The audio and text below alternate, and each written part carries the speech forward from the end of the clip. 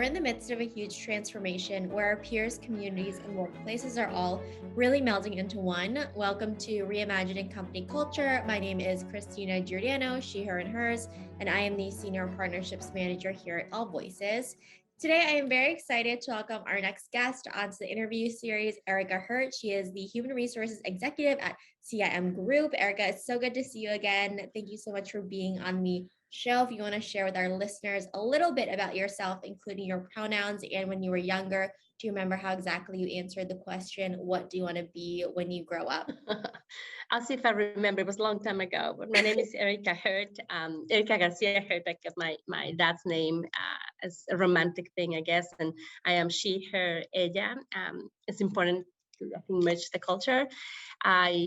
What I wanted to be when I grew up, funny enough, I thought about it, and I think first time you and I met, I think I wanted to be a car racer because my grandma used to like race her car, and I love that she did it. I'm like, I can do that. And 5 or 6, and it lasted probably one day, and then I wanted to be an art curator and fix the Sixteen Chapel, and my dad is like, not gonna happen.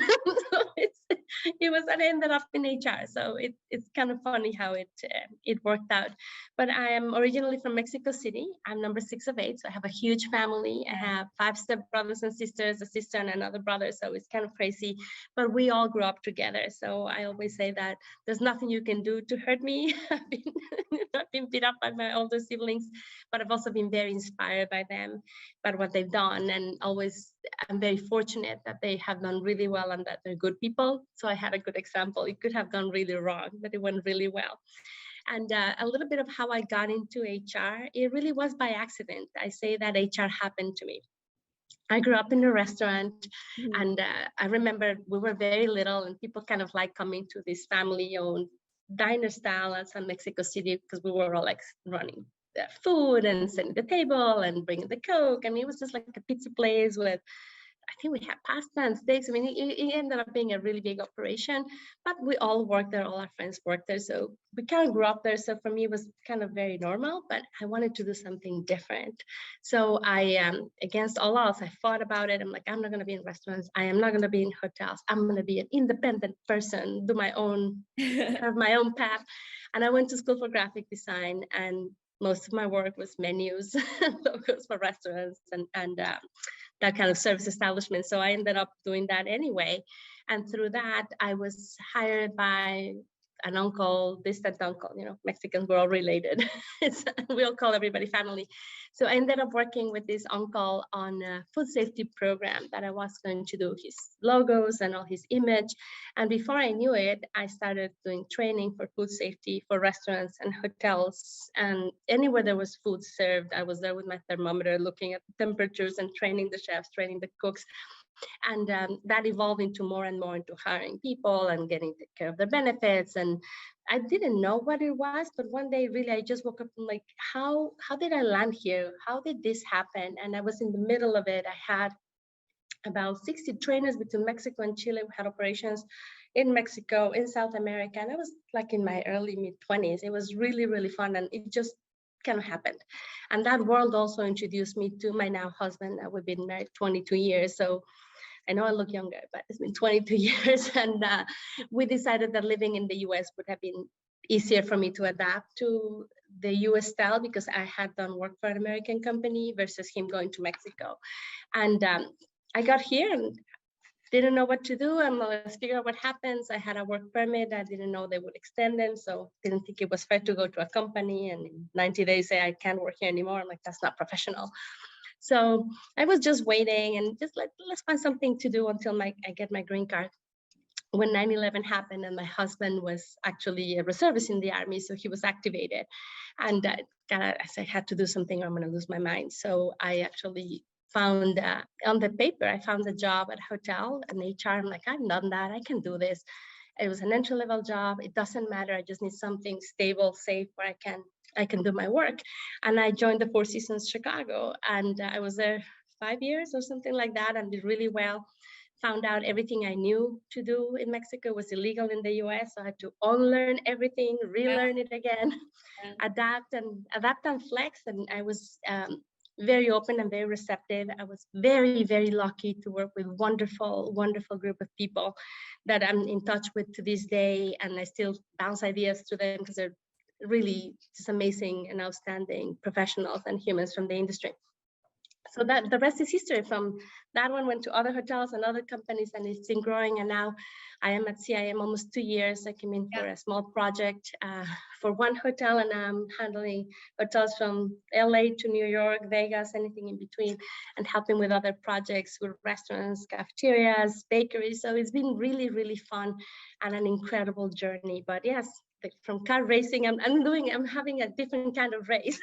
Yes, absolutely. That's still super fast paced. You need agility. You need to be thinking on your feet all the time. And I really appreciate you sharing your journey to this work as well. And, the path of HR really finding you seem like you're really passionate about this too, and solving problems and really talking to people as well, hearing about their experiences too. In terms of thinking about, I definitely believe that employers, organizations, they have a unique opportunity to make an impact on people's lives. They're microcosms of society, and a lot of us, I would say most of us, need to work. So we are in this organization. What are qualitative and quantitative ways you think about measuring the dynamic thing of company culture? I think those are going to continue to change and evolve from, I say, from when I'll focus kind of what I've seen in the US, because this is, I think, more relevant to what we're doing, but it's changing, right? We went from the paper survey to a lot more engagement. I think the workforce right now definitely is not just millennials, it's not just Cs, right? It's everything in between. And we can't think about those terms about like, oh, it's just going to be this generation or that generation, because it's very easy to label and box somebody and just think that's what they want. That's not what people want. People want to engage, people want to matter. We want to do work that actually means something, it has an impact and makes for a better something, right? What is the purpose? So I really think that we're purpose driven, and it's not just generational, because I'm, as much as I want to think of myself as a millennial, I know I'm not. I'm perfectly aware of that. But for me, it's very important that I share the values that a company shares. This is, work becomes part of our lives, and as much as we want to separate work and life, that balance is kind of a very it's a very interactive relationship. It's very difficult to separate both, because it becomes part of what you're doing, right? That, especially now with technology, that everything is so connected, we may all want very different things, but at the end we all want to do something that matters. We want to make sure that our time means something. And within HR, it's very important to me that when we do something, it impacts somebody and that they can take something home to make them better. I feel it is a responsibility to inspire people to be their best version of themselves and help them elevate that. I don't want to be the smartest person in the room. I want everybody else to be smarter. I want to facilitate for that for them. So when it comes to engagement and measuring that, I think, as I said, it's going to be evolving, but is that not just a survey, but it may have to be customized to what do people want. We may want different things, so we want the same thing, but we get it at different ways. And we need to really look at that. In HR, most of my career has been focused in hospitality, which makes it's really about the people, right? So if we're servicing people as the end up customer, as we call them, the guest. For HR, the internal guest is the employee. But to me, employees are not just employees. We have to be like a family. When they are proud of where they work and you're working in that much closeness and you're able to create that sense, it really is measured as a family, right? Like you argue with your sister and you don't talk for 2 days and you're really mad, but then the next day everything is fine, you go back to normal. When you have those relationships at work, it is the same way and it avoids a lot of conflict. So to measure that is obviously, you see less issues, you see less conflict, but also I think is retention and employee referrals. Where I'm right now, we're still in the hospitality division of CIM, which is where I sit. We're very new to this. So a lot of these things are ideas and are going to be getting into place. Some of our hotels have more advanced systems in place than others, but at the end, it really comes down, especially now, I think, to see what your turnover is, what your retention really is. And we don't talk about it, but what type of issues are you having? And you're really paying attention to the issues that you have. Are there really, because it's a lack of tools, is it a lack of support, or is a lack of human interaction, which is so true, right? The cliche of people quit people, I think is very true, but there's more to just that. Do we listen to what we have to say? Why will we focus as a hospitality industry, for example, and just what a guest has to say or what they want. Oh, they want faster internet. Oh, let's get faster internet. Oh, they want easier check-in and a kiosk. Oh, let's put a kiosk in, right? All these things that you have. Oh, room service, that's going to be digital. Or the digital is great. What about employees? What do they want? What do they need? And granted, you cannot give everything somebody wants, but there's always a way. You can always find a way to compromise, to find something that works for both sides. And we need to be more flexible. We need to be a lot more open and really listen. We all say, oh, yeah, I want, tell me what you want, give me the feedback, I welcome it. And in reality, it's very difficult, very, very difficult to really listen actively, act on it, because sometimes it's personal. We feel like we're failing versus really doing something right.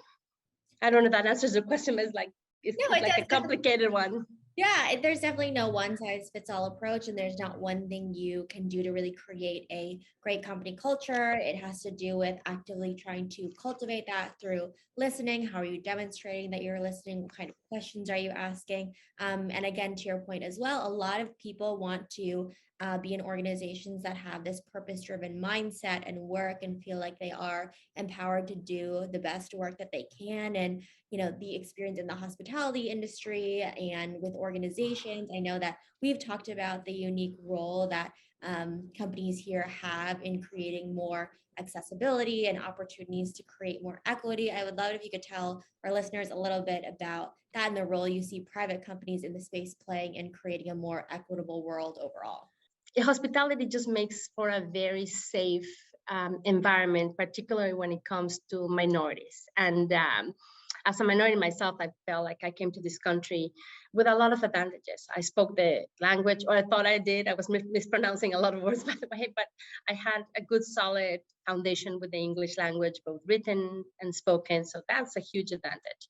I had a degree. I had a lot of life experience. I was married to an American who's a lovely guy, but he was, my family's like Mr. Cheeseburger, right? He was just a plain American with not a lot of exposure to other things. And I had those advantages of somebody helping me out. And I had challenges like, what does the tax form means? What do you mean? It was just everything, taxes, I-9 forms, regulations, right? Even how I knew to do an interview was completely different. How I looked at the resume was completely different. So it was a cultural shock. And I had my challenges from immigration to in the work rules, right? I got written up my first week because in Mexico, you say hello and you kiss on the cheek. So I did that and I offended somebody and it wasn't my intention. So it was a very challenging time, and I just really hit the wall and had to stop and rebuild. So I think those who do not have those advantages have it much harder. But because I was able to relate to that, and I was conscious about how fortunate I was to be in a very good position to face these challenges, if somebody else didn't have it, I felt like it is my responsibility, especially if I'm in HR, to help people navigate and bridge through it and explain the whys. It is okay that it's just different. We can't fight it. We can't change it. We have to accept that it's different. I learned a new process. It's like a new language, right? A new way of doing things.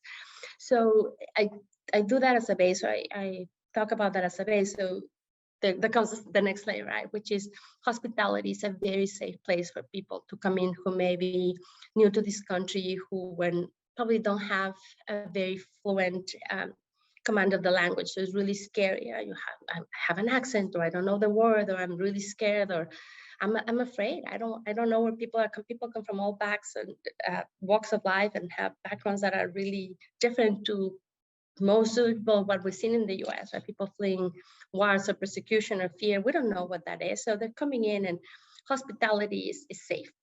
I can come in, and a lot of these jobs are almost invisible, right? A housekeeper who's cleaning your job doesn't have to interact with anybody. It's safe. I get done. I clock in, clock out, get my paycheck, and I'm fine. People on the restaurants, on the stewarding that are doing the dishes or helping out or helping set up. So there are a lot of other jobs, but these are traditionally the entry-level jobs where people feel very secure because they don't have a lot of interaction, and it's an easy job. It's a skill they can gain quickly. They can train and they can do it and be okay with that, right? So hospitality offers that. And because of that easiness of getting in, it becomes pretty diverse, which is really exciting. And it's, I think, enriching to a company, but it can be also very challenging if we don't know how to manage it because we are so different. So I think putting into context now as private companies and we gain more equity, a lot of these generations first were the Irish, then it's been different generations that come in. I see Hispanics were becoming a majority in the country.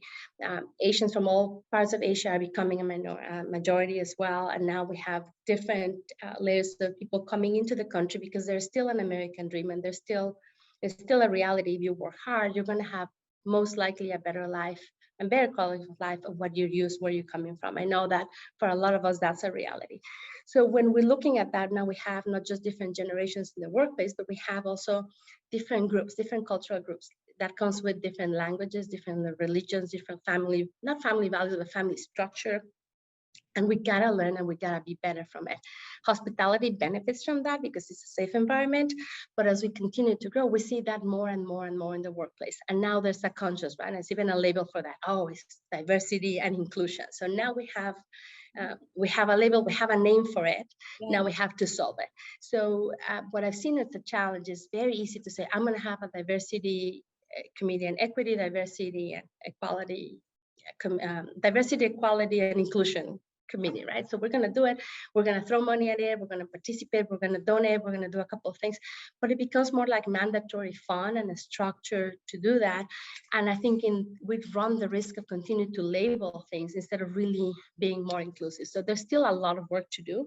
And it goes back to listening and empathizing and really knowing what a person needs versus another one. One Mexican is different to the next one. One American is different to the next one. It depends on our family, where we grew up, our traditions. We all talk about our mom's chicken soup. Everybody's mom's chicken soup is the best. There's a reason for it, right? So we have to be more open and accessible to that. I think companies do or have initiatives that are fantastic, and you have these programs and calls, and everybody's excited, and you exclude probably the most vulnerable group that doesn't have email or cannot have the luxury of doing that. I'm like, okay, where is the cleaning crew? Why are they not part of this? How we're making sure that they know this? We're talking about them. They should be part of the conversation. So it's all these little things. And I don't think it's intentional. We're learning. And the number one enemy of all of this is the fear of making a mistake. We're so afraid because now we're all judged and qualified on social media, right in the open. The feedback is immediate. You make a mistake and you make a wrong statement and everything comes against you. Everything is behind you. We need to embrace those when we make a mistake so that we can grow and be better from it. I can give you an example. I was working with this company. I can't say the name, but I was working with a company. I was working with this company, and when there was the whole challenge with Floyd, there was a horrible, horrible situation that happened. And people were looking for a statement. People wanted companies to say something. So obviously older school, like, oh, we can't get involved. We don't get involved with politics. We don't get involved in any of this, which makes perfect sense. But we had to say something because people wanted to say something. And we got the message totally wrong. And we looked at it and we read, and is this right? And how would I feel? And we still got it wrong. And they told us, I took heat for that. And like, oh my God, this is thing to do, like, okay, fire me, I quit, there goes somebody's head, this is it. But no, we went face first and like, you know what? It's clear we have work to do because we got it wrong. We thought it was right and we still got it wrong. It came from a good place, but it came absolutely incorrect. How can we make this better? How can we make it different? And we took a lot of heat, but some people did say, thank you for saying that. I'm like, we got it wrong. It is, and we got a consultant and we still learning. And that company has actually turned around and they're done pretty well and have done really interesting things, but it hasn't been easy. And there's still going to be other challenges. I haven't seen them in a long time, but I'm sure they're going to have other challenges. But it was hard. It was really, really hard because you think you had it right and you really want to be sensitive and you just go backwards. I remember it was painful. It was not even embarrassing. It was really hurtful. Like, oh my God, I did not want to make this worse. Right, exactly. And going to that kind of the intention and impact conversations and really into those conversations with grace, showing grace for others and understanding and always being this constant learning state as well. And I appreciate you sharing kind of context around your journey to this work and all of the kind of opportunities of learning, the challenges you face too. And I know that you have also passed on this kind of work that you're doing and also working with community organizations to make sure that people who might not have the privileges that you talked about really have this professional development and training, especially for immigrants in the US. And I think you've worked with organizations in the community like Heartland Alliance to really provide those resources. Can you tell us a little bit more about how you have Yeah. folks and just like the communities to really uplift immigrants in the US? Of course, that's something that I'm very passionate about for the same reason. When I was working with a hotel company, we wanted to be very open, and we thought that great people come from everywhere, which is absolutely truth. And to this day, I believe that there are great people everywhere. Sometimes you just have to meet. You don't know how to meet. So facilitating those meetings, we used to have twice a week open times for people to just come in, fill out an application, and we'll talk and see what happens. And sometimes you discover really those diamonds in the rough, they were there. So we did it mornings or afternoons, and we started seeing people come in, and I started seeing the same name on the application, Pan-African, Wall Relief, Heartland Alliance, and I'm like, I don't know where they are. And I've been here for like, 6 months in the US or something like that. So I really had no, even 20 years later, I would not have known because I really didn't know. So, but I see it, and I saw how frustrated they were not speaking the language, they were not prepared, they were saying the same words. I'm like, somebody's prepping them, but this is just not right. I mean, it was painful. Right. They will leave an interview almost like with tears in their eyes. I'm like, this is cruel. I feel like an executioner here. We can't even get through. This is really, really wrong. So I look at the name again. I said, can you tell me what this is? Oh, yes, my rep is here. I'm like, oh, let me talk to your rep. So first I was pretty upset. And then I'm like, no, I got to understand this better. So I talked to this gentleman, and we're still in touch, actually. And he opened my world. I mean, he just opened this whole other area that I had no idea existed, which was how I was introduced to refugees and asylees as programs, as formal programs in the US, how I really discovered this. They were welcoming refugees and asylees from other countries. So once they are they have a home, and they tell them kind of the basic things of how this grocery store works and how you take the train, and just some basic things for them to move around, they help them find jobs. So they take them to interviews, but without any preps. I'm like, okay, how do we do this better? Because we had people who probably in their country have been doctors or lawyers or business managers, and they come in, and because there's a language barrier, they can't do much about it. So I invited them to come in. We had a tour. At some point, they did the orientation with the team. I showed them the different jobs, and they're like, okay, now I understand. So within time, it kind of started evolving to the point that Heartland Alliance really had a great partnership and had a hospitality division, and they hired somebody who had been a concierge at a hotel to lead that program. So obviously they had somebody who knew it really well. Yeah. We partnered great together because we actually had worked together, and we're still friends, and she's fantastic. And she'll have like a school. They ended up setting a room and teach them how to clean a room, how to welcome a guest. They really went all the way. And we will have like a recruitment a recruitment for especially or particularly exclusively for refugees, and they will come in. And at that time, we started having more refugees in the workforce, so we'll have them come in. We have people from other countries come in and talk about their journey. Our number one person, the general manager, was from somewhere else too, so he will come in and talk about his journey, so they could see how different things were. And we had breakfast for them. I mean, it was really an experience because we wanted them to work there, and it became really a number one source for recruiting. And at the same time, other hotels were picking up on the same thing and doing the same thing. So the hospitality industry, at least in Chicago, became a huge entry point and a huge partner to refugees in general. And one of the things I think I'm most excited about, and I was thinking about that, and I didn't share that with you yet, but my husband works for a different kind of companies in food service, but it's a subsidiary of Tyson. When one day he comes in and it's like, oh my God, we're opening a third shift, and everybody's freaking out because we have no staff, we don't know where to go. And I'm like, oh, give me your HR name. I know exactly where to go. And I introduced him to Heartland. It was Heartland, Pan-African, World Relief. There was a Chinese association. There was another Hispanic group, like groups that I had been meeting through these programs in the hotel. And I introduced them, and in 48 hours, they hired 80 people. Oh my gosh. And staffed the third shift. So I was like, oh my God, this is amazing. So they're like, oh, there are other industries that are also safe. So meat packing is the portion beef. So like, this is very easy. They show them how to pack the meat. It's also very safe. And one thing that they could do, because it was such a big hire, and they had to hire 80 people at once, they were able to hire like families or a group of friends. So they could commute to work together, have a friend at work. And it was kind of opened their culture a lot. Until this day, there are a lot of people who still there. So I remember the next company picnic that I was there, they were like, "Oh, she's the lady." I'm like, "Oh my God, this is crazy." But it was fantastic. And my husband reminded me of that. Like, remember when you helped us with our third shift? I'm like, oh my God, I forgot about that. It was really wonderful to see and to remember, like, oh my God, I forgot. It was incredible.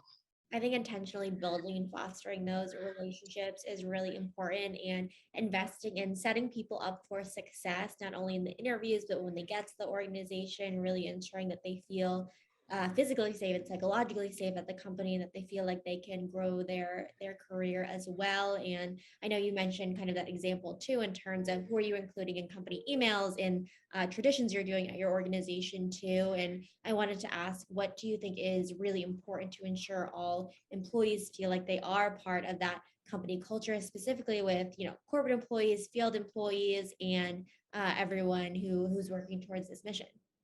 I think you have to open it up and you have to make it intentionally part of your culture. It can happen. Unfortunately, this is where the mandatory fund comes into play. Like, as much as I said, like, oh, we got to be more organic, and the rest here is something that you have to intentionally set to do.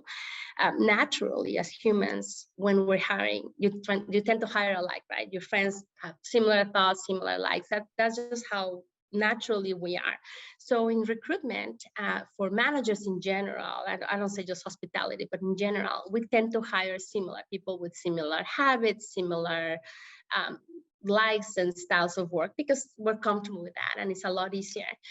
And to get out of that comfort zone and being conscious about it and hiring intentionally somebody that is really different from you, it's very, very important. And I think the successful CEOs have done that. When you see somebody, for example, like the Canadian Prime Minister, right? Intentionally, he set it up, I'm going to have a very diverse cabinet. And you see it. I mean, it is very diverse, and he intentionally did that. And I don't want to get political at all, but it's a very clear example of what do. And there are a lot of companies that do that too. They're intentionally set up. We're going to have, not because I'm affirmative action or not because I have the obligation to do that, which that weighs in as well, but sometimes gets in the way. You have to really think about it and hire somebody different. When I started getting involved with the refugee agencies, at the time that I started working with them, it was heavily African and Asian, like North Asia, like a lot of people coming from Nepal and Bhutan, or from like West Africa, Ghana, Togo, Burundi. I mean, from a lot of places that I actually have to go to map. Like, where was this? I can't remember. And I got a lot of heat from other Hispanics and Mexican friends and colleagues will say like, hey, I mean, we got to help each other. I'm like, that's not just all we have to do, because then we're falling into the same pattern. Somebody gave us a hand somewhere to give us an opportunity, and we can't forget that. Now this is a group that needs the help, and we need to be there for them. We need to grow together. We cannot be better despite somebody else. Mm-hmm. We can only be successful and really be better if we are better together. And I really believe that's the case. So if you intentionally try to have somebody who is very different to you, is not just going to help you, but you're going to learn. We have to be open to that. We have to be open to be different. You know, a lot of discussions right now go like, is my way or the highway? And we see it everywhere. People are getting more aggressive. If you don't agree with me, I never want to be your friend again. And I think that's going the wrong direction of where we should really go and embrace our differences so that we really grow and improve from them versus letting those pull us farther apart. Absolutely. And it's definitely not a zero-sum game. We are all in this together. So we definitely need to help each other out and really work together to ensure that people are, again, they're set up for success, and you're investing in them as people too. And in terms of intentionality and working together, I know we had also talked about a really big achievement in the role you're in right now and at CIM Group, in terms of one of the properties is 100% minority run, and this is unique. Can you tell us about the recruitment and retention strategy here at a high level? Of course, you know, this was fascinating because it wasn't the intention. Yeah. The intention was to really, is located in a place that the community is kind of, there's a lot of us in this community right now. It's developing, it's growing, it's like coming out of the dark, like, hey, this is it to stay. It's becoming pretty trendy. And this is the first hotel in that area, in it's called AllVoices Hotel. I know I can say that. It's the AllVoices Hotel, and it is in West Adams. So that neighborhood of LA is one of the last original neighborhoods. So really what was really important was how do we become part of the community and how do we properly represent the community. It's the first hotel they're going to see. We want people who live here when they have a visitor to say like, stay here because this is where we are. A lot of times when a community is being developed, you come in and then it changes completely and people get completely forgotten. And that is really, really tough to see because then it becomes something else, right? It's just like evaporating the past instead of embracing it and making it part of who you are. And I think that's something that, because the intention was right and the idea was right, we really went in from like the grocery store and talking to people like, hey, we're opening a hotel. Nice to meet you. You have a sister, a brother. You look pretty smart. You want to work with me? I mean, but they had referrals, and we have 4 people right now who are really within the neighborhood, and a couple of them walk to work. How fun is that? It is incredible. So from that, we started, obviously, we had some connections in the city through the leadership team that was part and involved in this. Our general manager is a minority, is part of the community. So that had a lot to do because people see somebody that is alike and they see a place that is safe and where they're going to be okay. We had this house attendant that was walking by and like, what is this, a hotel? Oh, I got to work here. Like, we were just out there and we were very receptive to, instead of saying like, oh, this is under construction, you can't come in, like, hey, talk to us. Where do you live? How do you like it? What can we do? So it was very different. So at some point after the opening, I mean, it was obvious that it was primarily minorities, but until we really ran the numbers and had to look at it, I'm like, oh my God, did we just do this? Like, we realized that we had 100% minority staffed hotel with 60% female leadership, which was really, really important. And the general manager is a female, so obviously that is really inspiring, but it was really, really exciting to see. We share that with our diversity council here at CIM, and they were very excited about that too, because that's what we're about enhancing communities. And this has just been fantastic. So people come in and they're really comfortable, and now we see the guests coming in and they stay with us, and then they go get their families so they can spend the day together. So it really is becoming and being embraced as something that is part of West Adams. And yes, of course, it's trendy, it's hip, people want to be there, but what we've seen and the feedback that we're getting is people are excited and are proud to have that there,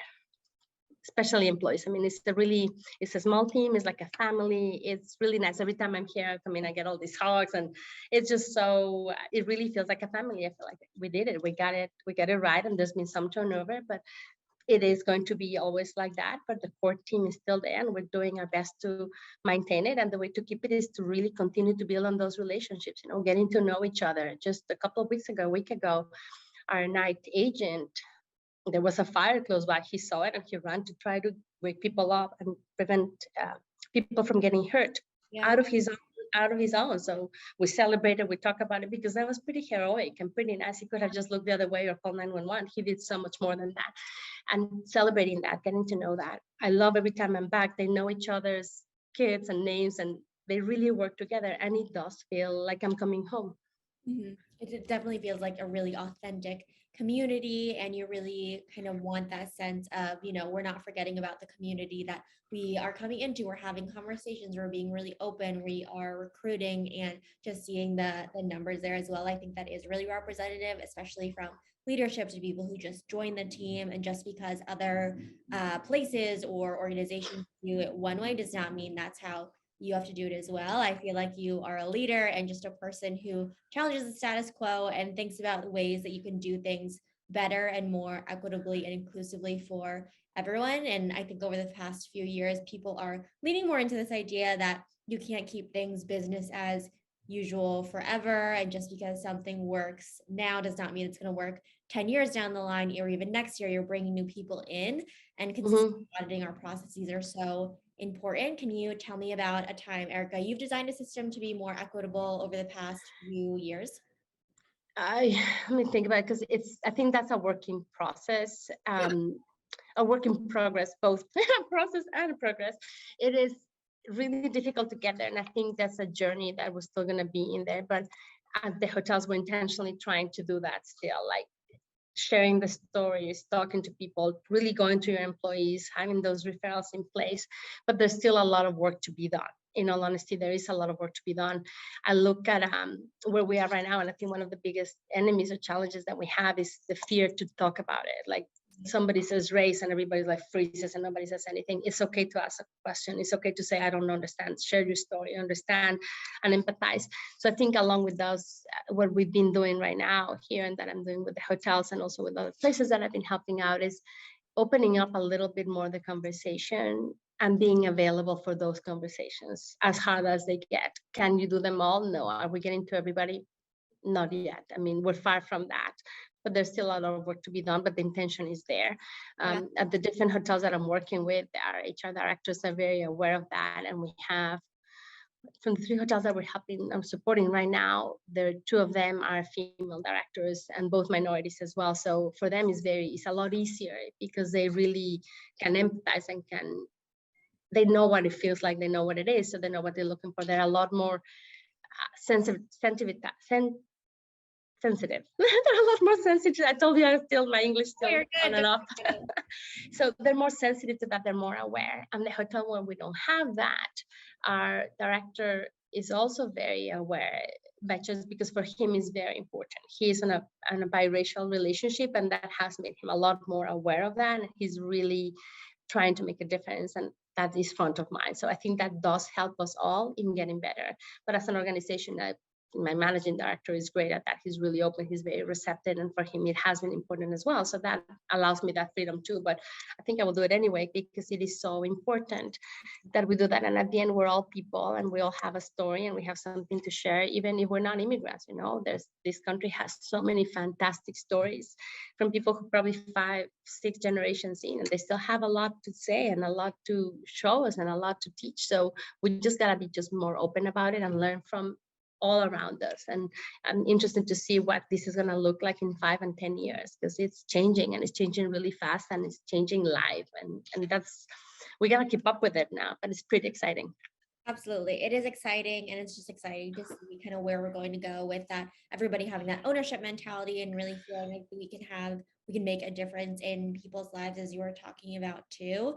I know we kind of talked about a bunch of different proud moments in your career, but is there another proudest moment over the past year that comes to mind, just doing this work and seeing all of your labor come to fruition? You know what, it's funny because I think it's about a person and the success story of a person that I was working with. I was joining and helping with a few restaurants, and it was during COVID and it was crazy and HR needed a lot of help. And there is this HR manager who was just the best attitude I've ever seen. Just, she works so hard and so diligent and really helped me understand the company, understand what needed to be done. And she was absolutely fantastic, still is fantastic. But to see that growth and take like kind of a mentor role, it was very organically, right? I just became like the big sister, but she was listening and asking good questions. And what was really magical is when you go through something and I will tell her something and then she'll take it and turn it around and make it something different. I'm like, whoa, we started here and it went all the way here. That was fantastic. So I'm very, very proud. And now she's on an elevated role. She's very well recognized within the company. She just got accepted to grad school. So I just look at her, I'm like, oh my God, this girl's gonna be my boss soon. This is amazing. I would like nothing more than from her to be my boss. I mean, she's just, it just gives me a lot of pride because I saw her coming in. Excuse me, a smart girl, don't get me wrong. She had a lot on her plate already, but to get more and how she was receptive to being coached and to do more and how she just turned it around and became her own person, right? Her own most, like an evolved version of herself. And I don't know that she's aware of how much she's grown and how much better she is now. And it's all on her own account. You can tell somebody something, but what they do with it is totally up to them. So, I'm very proud of her. Actually, it's really, really exciting to see that, to see her kind of like become something really special, someone really, really special. Yeah, I love that answer. Just seeing the professional and personal growth of someone too, and just that change over time as well. And I think that is a really good answer. Erika, I know we are coming down to the end of our time together. Oh my God. It flew by. Is there anything that I didn't ask that you want to share with folks who are listening, or maybe underscoring 1 or 2 key takeaways as well that you hope people bring with them? Of course, thank you for asking. First, thank you for including me on this. I think this has been a fantastic journey, and whoever else does it, they have no idea what a treat it is to really work with you. It's been really fun, and I hope that we stay in touch. But I think one thing that I just wish that everybody remembers is just be open. Don't be afraid of failing. Be open and be receptive, and be receptive to what's different. Embrace it. Don't fight it. Just embrace it, take it in, and help that make you a better person, and do the right thing. At the end, if you try to do the right thing with the right intention, it will, everything else will follow. What we put out there comes back for sure. So just be nice to each other. Be nice to each other, be open, be receptive to what's different, really lean in, have those conversations, actively listen, be honest. Erika, thank you so much for being on Reimagining Company Culture this afternoon. It was so good to see you. It was great to see you too. I'm sure we're going to be in touch soon, and have a wonderful, wonderful rest of your day. Thank you. Thank you. And as a reminder for folks who are listening on AllVoices, we really believe in employees and employers being seen, heard, and understood, and know it's a requirement for the business to really succeed overall. Have a great rest of your day, everyone.